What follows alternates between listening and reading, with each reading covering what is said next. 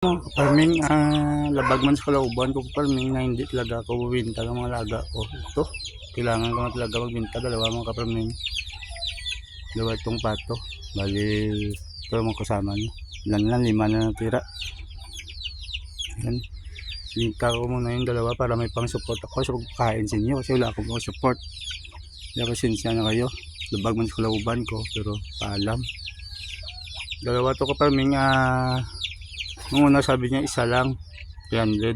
Hindi ko naman alam yung presyo ngayon at hindi talaga ako binta. Sabi niya 300 yung isa. Ito.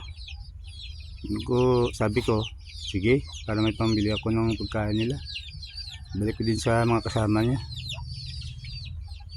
Naisipan ko, sabi ko, dalawa 500 kaya. Kaya na nga, sabi ko dalawa 500. Sabi niya, okay deal. Kaya naguli ako ulit ng isa. Dalawa 500 ito.